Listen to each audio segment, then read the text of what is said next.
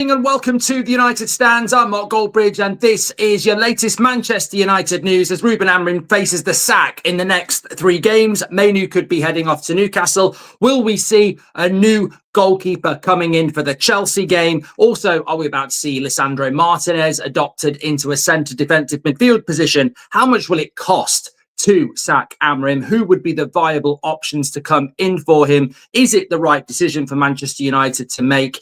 And also, would you be looking at someone like an Emery to come into Manchester United, or do you have your eye on somebody else? Welcome to the news show. Hope you're doing very well this morning. I certainly am. I'm very tired. I was in London last night, but lots going on. Lots going on, actually. And as tired as I am, I'm ready to go. And I hope you all are as well. Okay, so let's get straight into it. I suppose... Look, the first place to start, actually, is I had this message from Sam C, who basically said that all this talk of Manchester United being looking at managers, there was an article in the Mirror yesterday saying that Manchester United had a shortlist done with regards to managerial replacements for Amorim. This is what Sam C sent me. My sources remained adamant yesterday evening that United are fully committed to Amorim and there has been no movement whatsoever towards lining up alternatives. Senior source told me the message is clear. The manager's position is not under threat and the focus now is firmly on results on the pitch rather than who might be next in the dugout. And look, I've listened to all sorts of stuff. There was a Talk Sport presenter yesterday trying to tell everybody that he can read people, and Amorim's basically asking for the sack. If I wanted mind readers, I'd go and speak to Mystic Meg, and she's dead. So, I couldn't give a toss about mind readers. I couldn't give a toss about shortlists.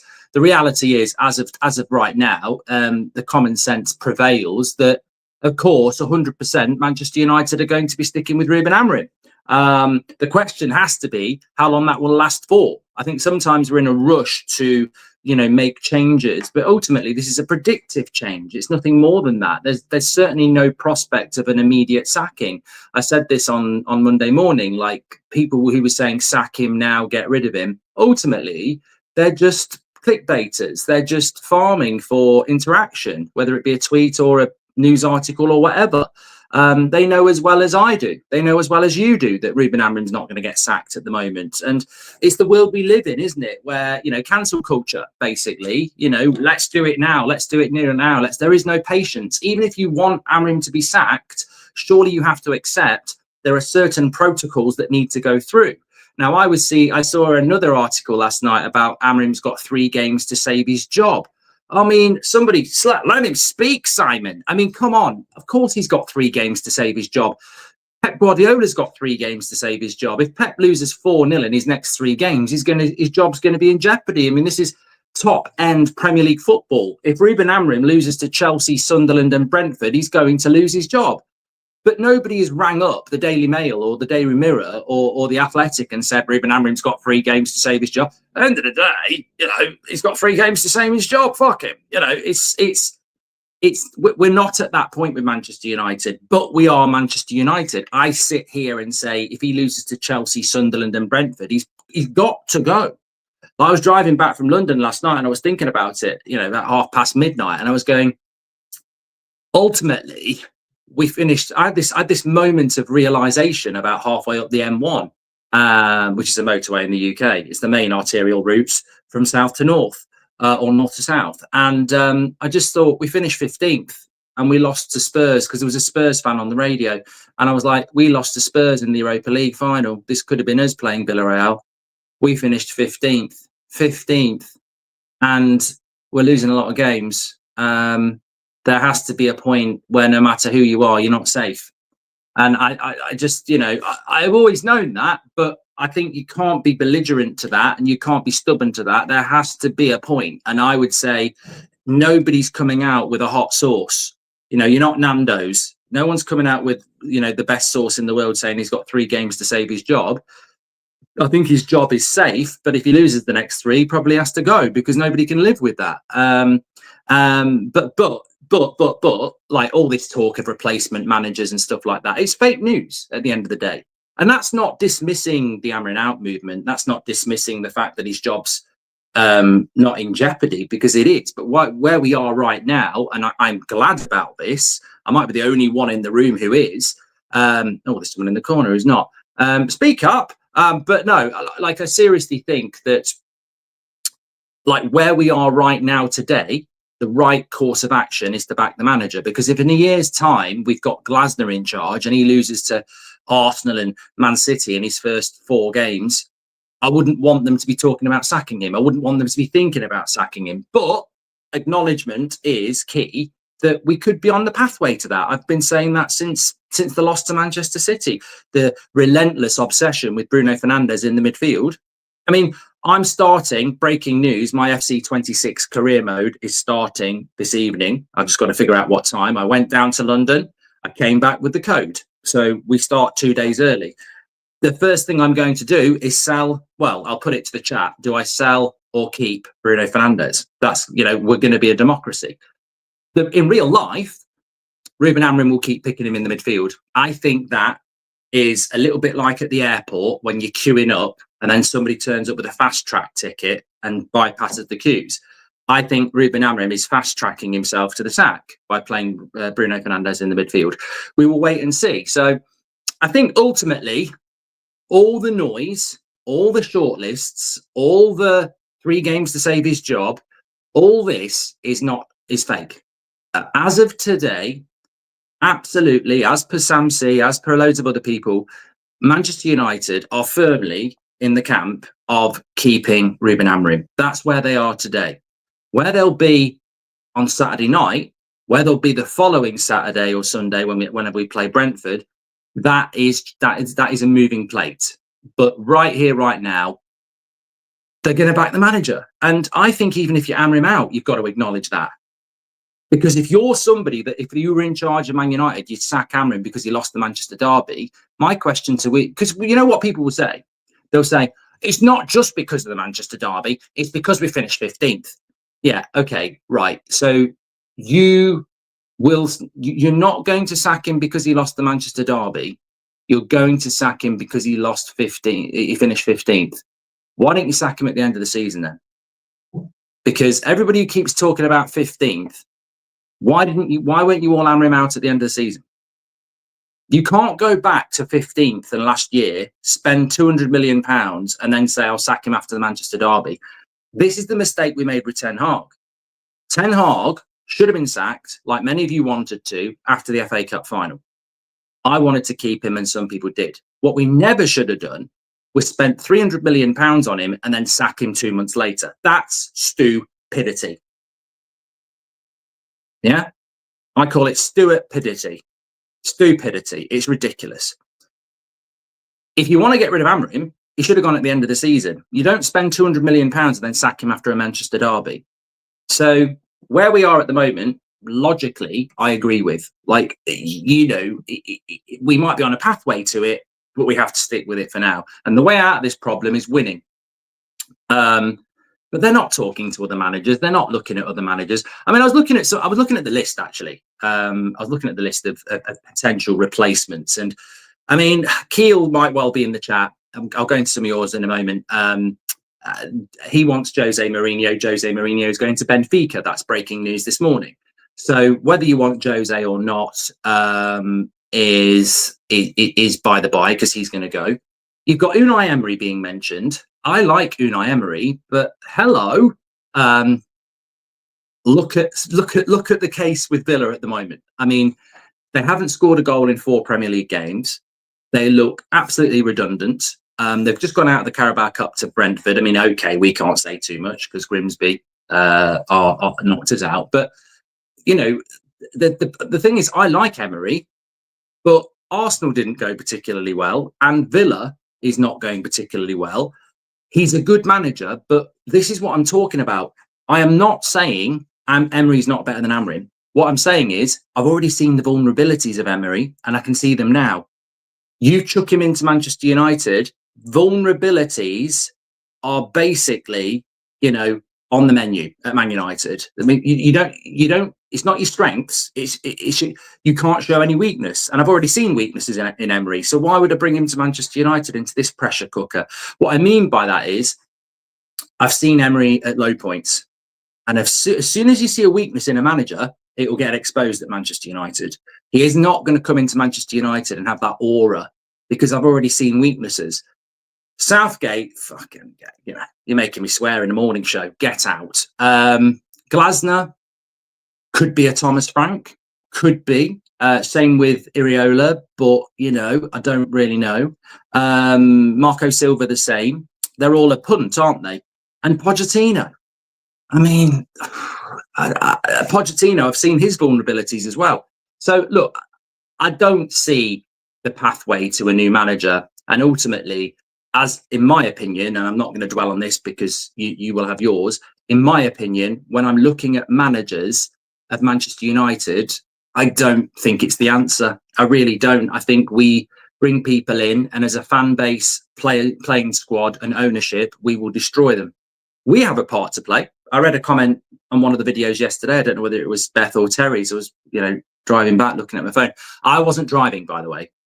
I just want to make it. I'm driving up the M1 like that. I was in the back, and I was looking at the comments, and there's quite a few people saying the fan base are have got a lot to answer for when it comes to managers. And I thought, you know what?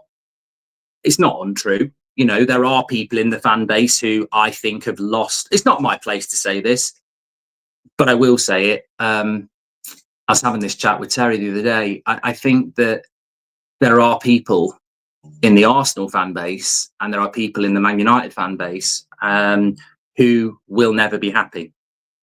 I don't know how it happened, and I'm sort of segueing something in here, but this is what we do.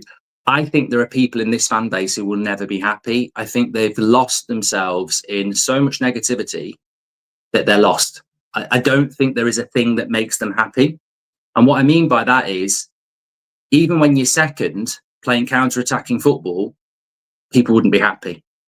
Even if we were winning the league by 10 points and we lost away to Everton, people wouldn't be happy. I think maybe it's modern football society, I don't know, but I definitely think there are just people there who say they're fans, but nothing actually makes them happy. I never ever see them tweet anything or write anything that's positive. I just think that they're lost in the negative and they can't find a way out. Nothing makes them happy anymore. And I've seen it with other clubs as well, but I don't actually think there's anything that makes people happy, and therefore those people become problematic, because no matter who the manager is, I think they will always be a target. But beyond that, I just don't think a change in the manager changes anything. I really don't. That doesn't mean you shouldn't change the manager though. Like, as I said, if Man United take 1 point or 2 points from the next 9, it could be another October international sacking, or certainly a hotbed of activity where United are looking. You can't just stick. I was thinking about this last night. You can't just stick with a manager. Like, you can't. We should. And I think this is where people get a little bit confused. Like, I do not want to sack another manager. I think a lot of you don't want to sack another manager because we've done it so many times. It never works. It makes things worse. I do not want to sack another manager. But it's like being married 5 times, isn't it? It's like you've married 4 people. Maybe a couple of them you look back on and go, that was my fault. A couple of them you go, that was their fault. But I've been married too many times. It's ridiculous. Everyone's laughing at me. So you get married for the 5th time and you go, whatever happens, I can't get divorced again. But then the 5th person that you marry is actually worse than all the other 4. What are you going to do? Stay in that relationship so that you don't get divorced again. And that's sort of where I'm looking at it. I'm like, we can't sack another manager. It's ridiculous to sack another manager. We've done it so many times and it doesn't make things better. But that doesn't mean you should stick with a manager if it's clearly wrong. I don't think we're at that point with Amorim, but what I'm saying is I stubbornly do not want to sack another manager, but it doesn't mean Amorim's the right guy. It doesn't. And I accept that, but I don't think we have the answer to that yet. What I'm saying is, if he continues to lose games, and I'm not talking about Chelsea at the weekend, their midfield could shit all over us at Old Trafford on Saturday. But the Sunderlands and the Brentfords and the Wolves and the Crystal Palaces, you've got to start winning them games. And if you don't, they're the games that sack you. So, yeah, if we lose to Chelsea on Saturday, it's going to be a bumpy ride. But it's the other games where I look at it and go, that's where you've got to see the progress, certainly. So, yeah, look, in relation to the news, obviously this is more of a survey of the scene at the moment because I haven't been with you since yesterday morning. But there is no immediate move from Manchester United. There is no talking to agents. There is no rumblings of him leaving or anything like that. But results can change that, and players can change that. And if I was Sir Jim Radcliffe, as I said to you a couple of days ago, my biggest concern at Manchester United is that, unfortunately, there are certain players in that team, on the leadership team, who subconsciously or consciously know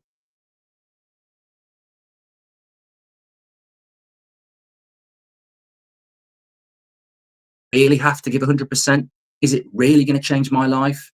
If I get in the car after Chelsea and we've lost 7-0 and I drive back to my mansion with my lovely family and my massive bank account, and I wake up the next day and Amorim's been sacked and there's a new manager coming in, does it really change my life? I'm still driving into a brand new refurbished Carrington. The new manager might treat me better. Even if he doesn't, I've got a nice long contract and, maybe I'll have a couple of months injured, And I know that sounds really stereotypically horrible, but I've purposely painted worst case scenario because I think we've seen it for 10 years. And some of those people who've been party of that are not here anymore, but it's the culture. I'm talking about the culture. And the culture at Manchester United is when the going gets tough, the players get going, but they don't get tough. They literally go. And we've created this culture where when we have these situations, we need to see a reaction. And they're just out of touch. I mean, somebody was messing. I mean, I will bring it in. I wasn't going to bring it in. I personally don't have a huge issue with this, but I saw a few people last night saying that Jadon Sancho had put a post out saying, great to have my first debut for Villa. And Bruno Fernandes had liked it. Now, in the common scheme, in the grand scheme of things, it's minor. It's really minor. This is just the way the modern footballer behaves. They are not a fan. They do not realise that liking Jadon Sancho's post as the captain of Manchester United will piss off Man United fans because they don't like Jadon Sancho. But Bruno Fernandes is probably a good friends with Jadon Sancho and sees it as, I'll do what I bloody well like. It's not my argument. I like him. I'll like his post. It's not that deep, which is what I sort of agree with. But some people get very angry with it because they're sort of like, you're the captain. You played shit in the derby. You're liking the post of a guy who's treated the club like shit. I don't think Roy Keane would have done this even if he knew how to log into Instagram when he was a player. And it's just, I don't have a problem with it because I know that's what it is. But this is why I think we fail, because we allow that. We allow those personalities at the club who are not entrenched. And maybe it's the same at other clubs, I don't know. But we're not the club we used to be. We're not that club. When, why is the captain of Manchester United liking a reject who couldn't be asked at Man United playing for another club? Because it doesn't matter if he does. Because people in Manchester United don't care if they do that. It's not that deep. It's not that deep. But it is that deep when you're finishing 15th and players aren't turning up for a Manchester derby. It is that deep when they're not tracking runners. And it's like the whole mentality at the football club.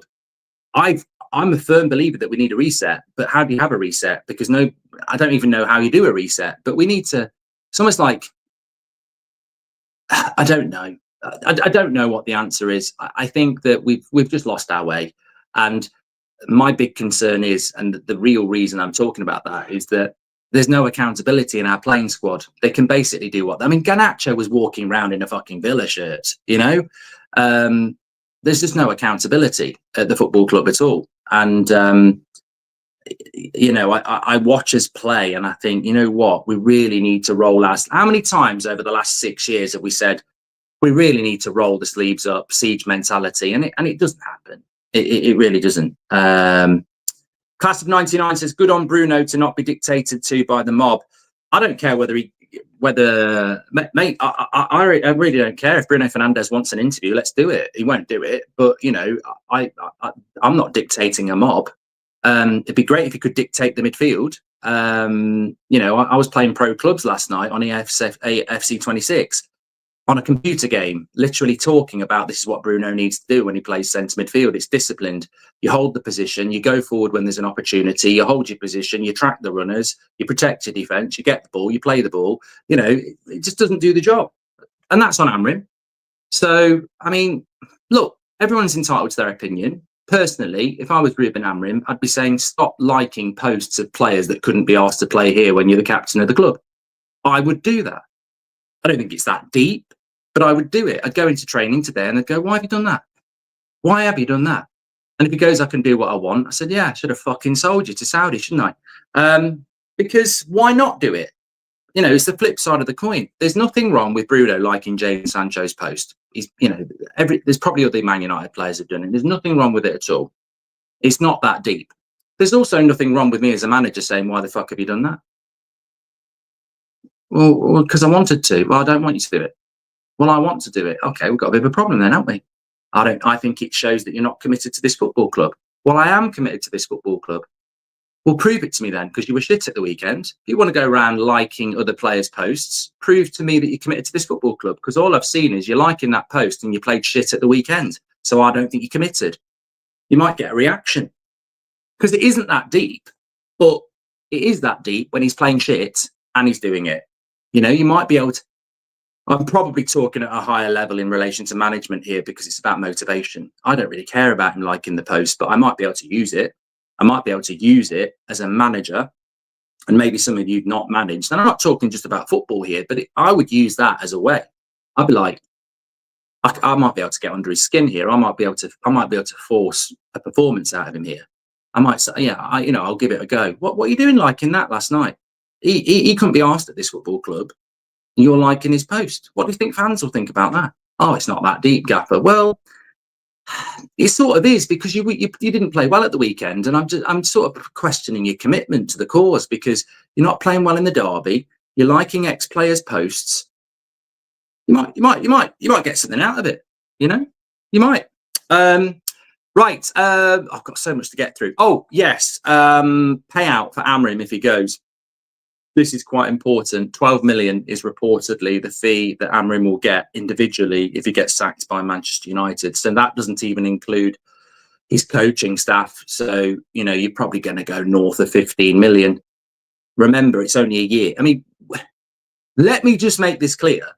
The more we sack managers, the more it goes on. And today, get ready today, because the financial figures are coming out. I don't know.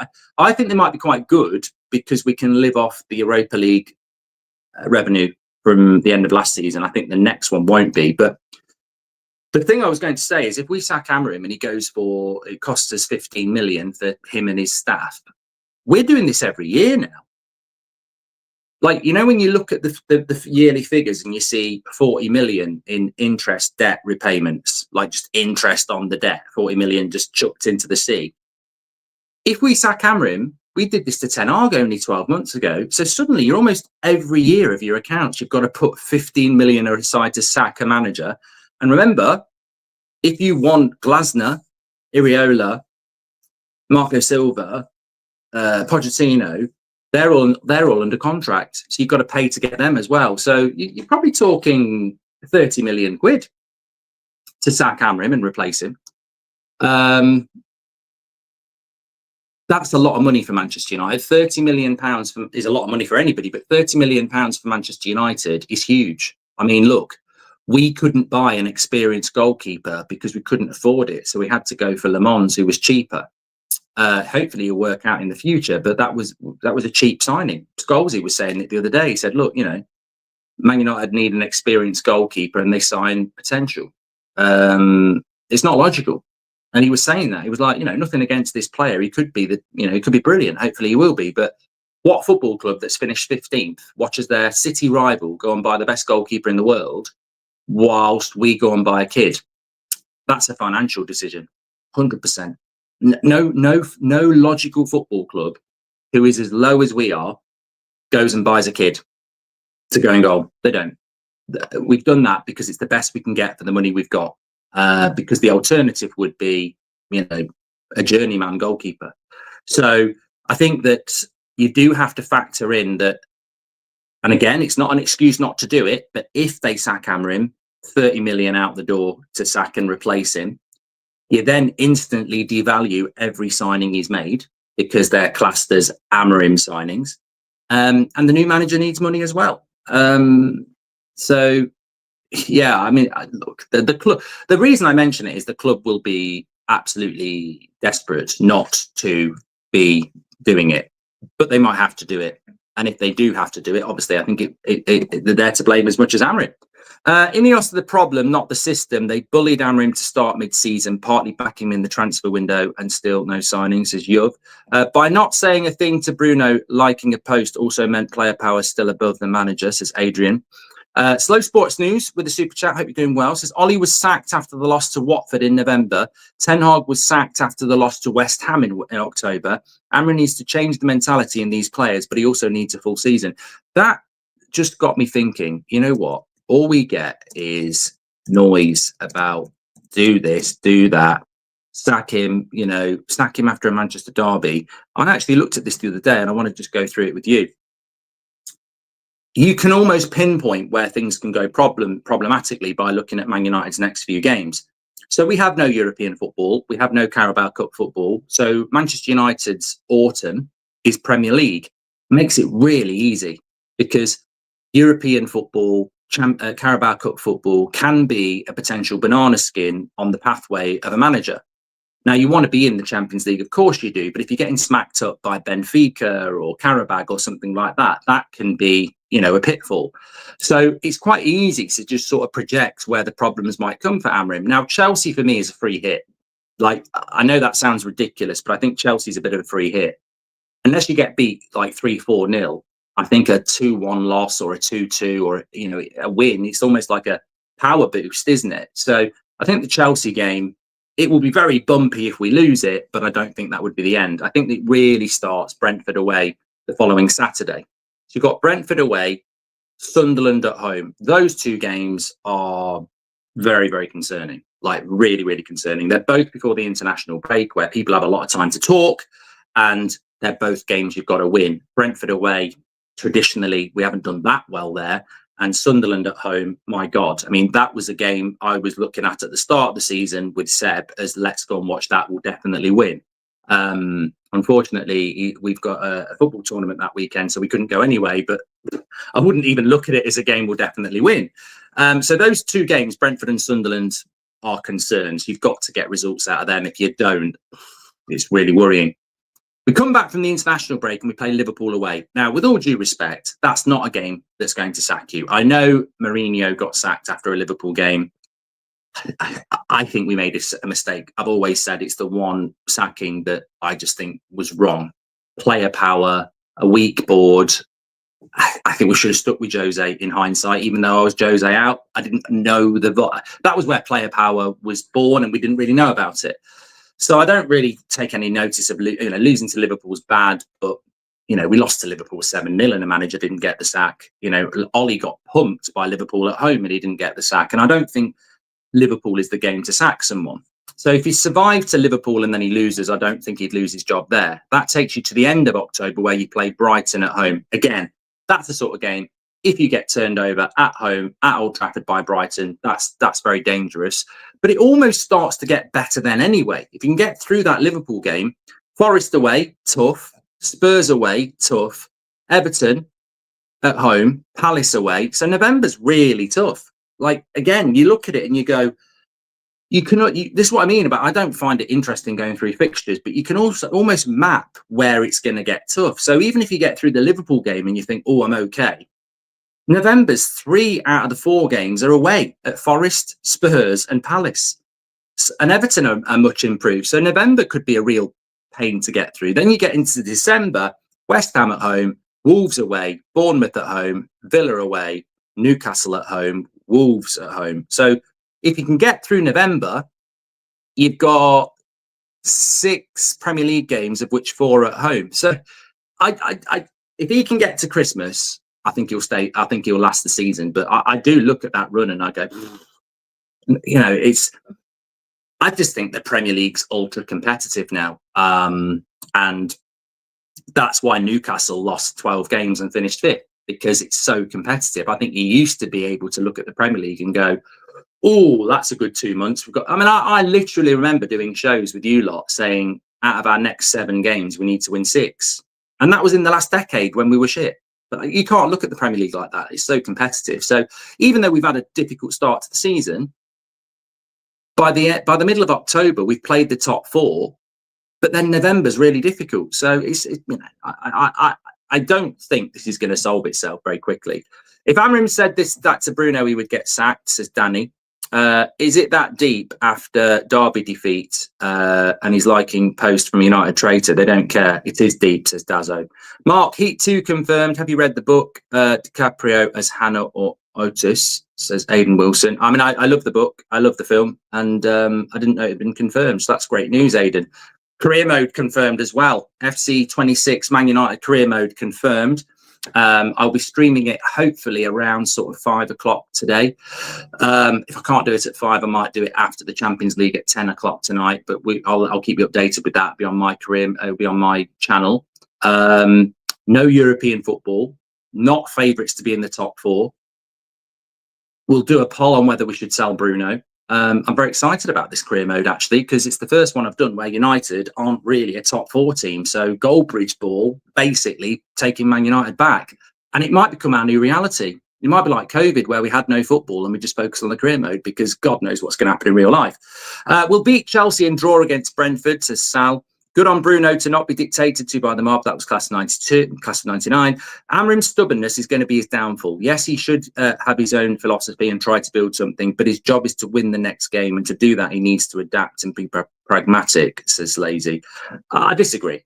I think people are obsessed with formation change. He's not going to change it. His system is adaptable. It has been adaptable. We didn't beat Lyon just playing a back 3 in the game at Old Trafford. Like, he will be adaptable, but what people want him to do is play a 4-3-3. People confuse adaptability with formation change.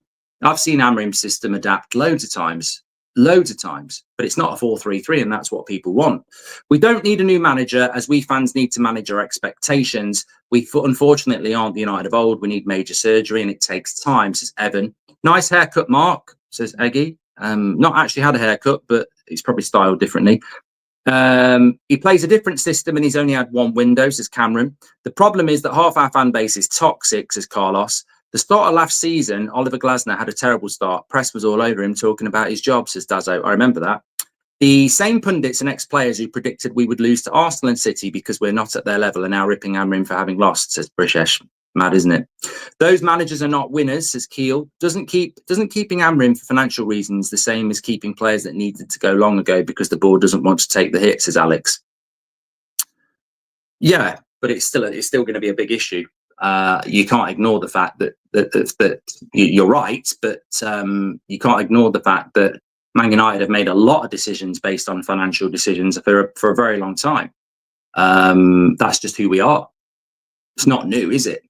3, 4, 5. They can't even do 6 at the back with Bruno, says Hamza. John United says, if Ineos had researched Amorim, they'd know his style, personality, and he'd fall on his sword before changing his ideals. It's Ineos' fault, yet fans and media have knives out for the same cycle. Good comment.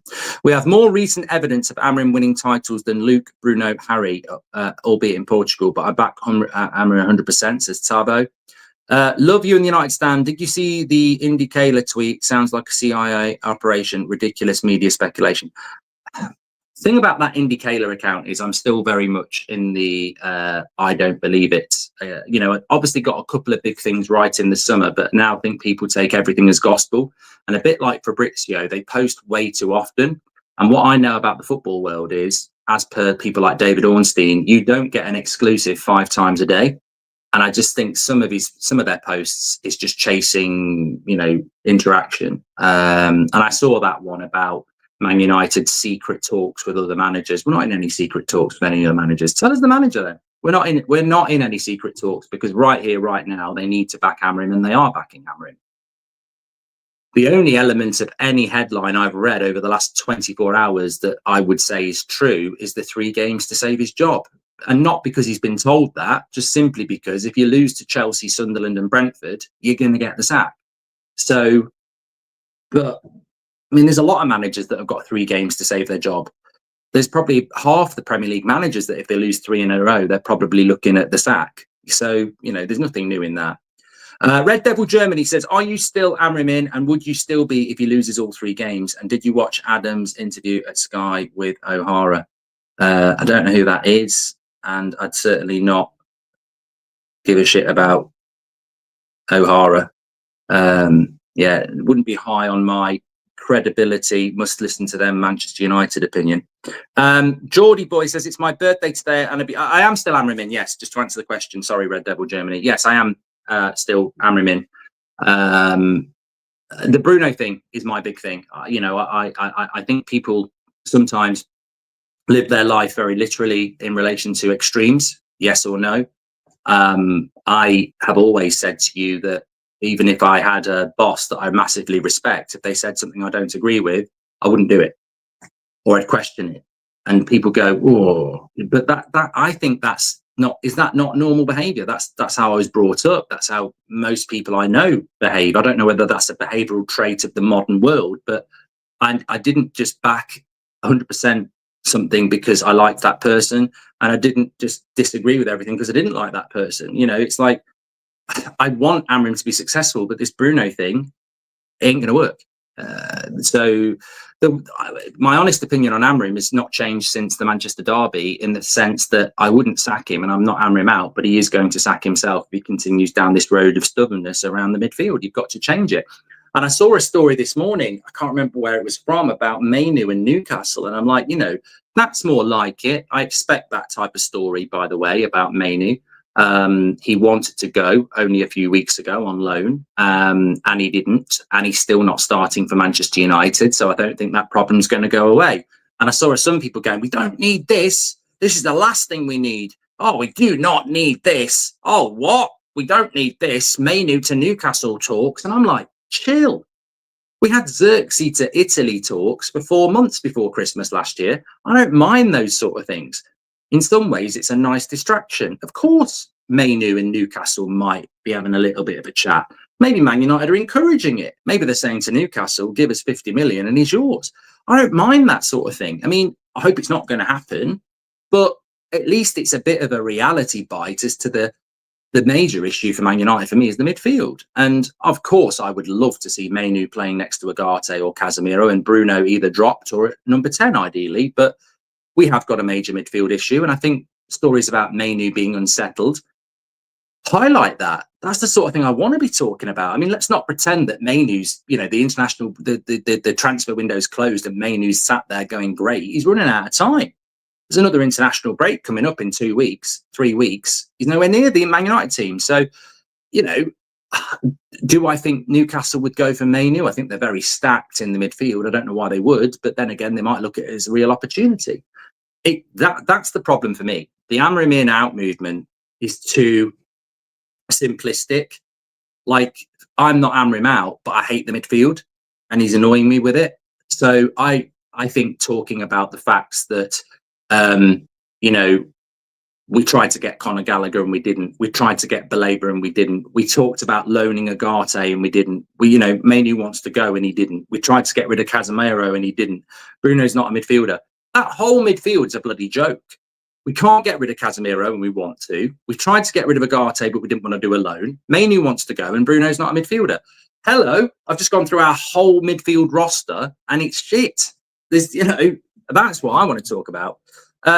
Geordie Boy says, it's my birthday and I'm hoping for a win against Chelsea. Well, happy birthday, pal. Hope you have a good day. Sanchit says, are we getting a new updated bomb squad, though? We'll have to wait and see. I like Amorim, back him and want him to succeed, but I do worry that, like Bruno, he doesn't have the temperament to deal with the pressure of the job.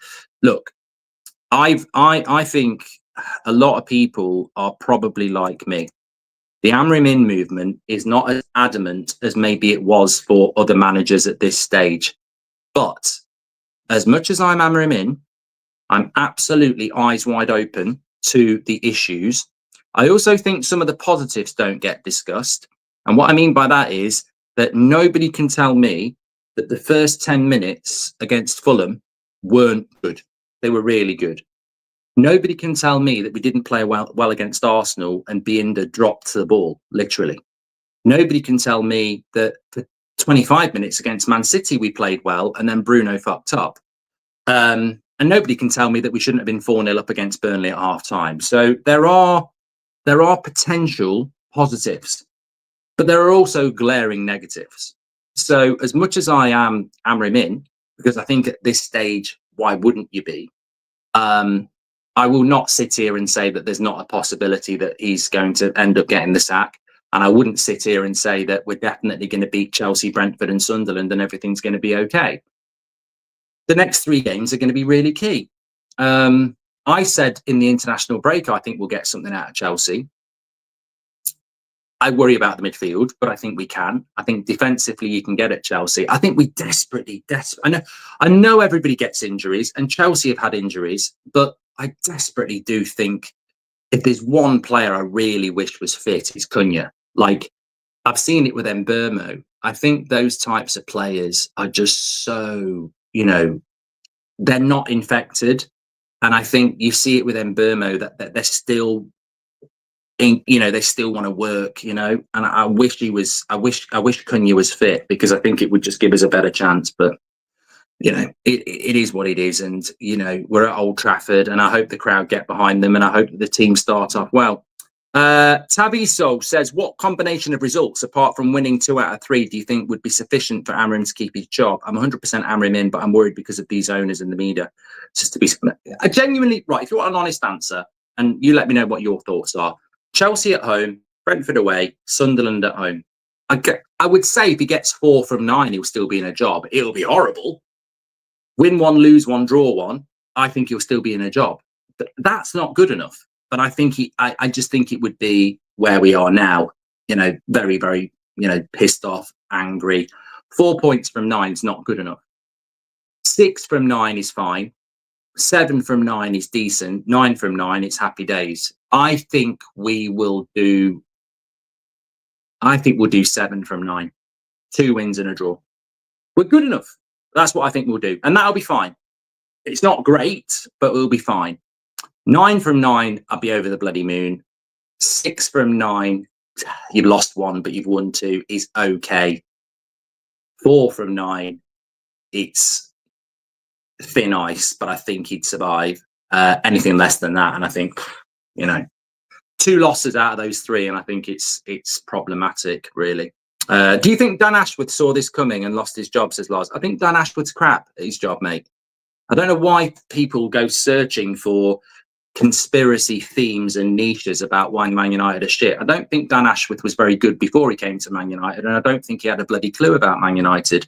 I think the stuff that people have put out there about what his ideas were are terrifying. And, Dan Ashworth thought Gareth Southgate was a Man United manager. I don't know where this Dan Ashworth revisionism comes from. I know Ineos have got a lot wrong, but I think they've also got some things right. And I think getting rid of Dan Ashworth quickly was one of the very few things they've got right. If you see a future with this manager, you're completely clueless, says Dave. Thanks, Dave, for the really constructive, easy comment. It's basically like going to school and saying your hair looks like poo. What do you want me to do about that, Dave? I don't know what you want me to do. There's just no need. There's no conversation there, is there?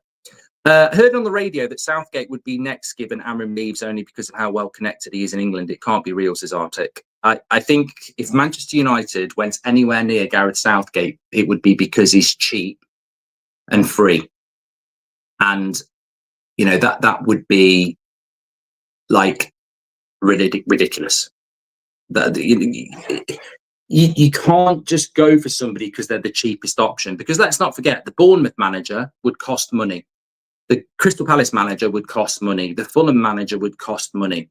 Pochettino at USA would cost money. Conte at Napoli would cost money. Gareth Southgate's free. That's the scary thing. You sack Amorim, don't nobody tell me that Southgate's the best option. But, you could go from Amorim to Southgate because Southgate's free. And that's what we could become. just going for the cheapest option in the shop. Ace Morph says, what I don't understand is we have Cunha, Mbeumo, Sesko, De Ligt, Mazraoui, Dorgo, with more than half the team new. Why are we still having mentality issues from the older team? I would say that it's a bit like what Ollie said. You know, one bad apple spoils the bowl. You know, if you walk in, if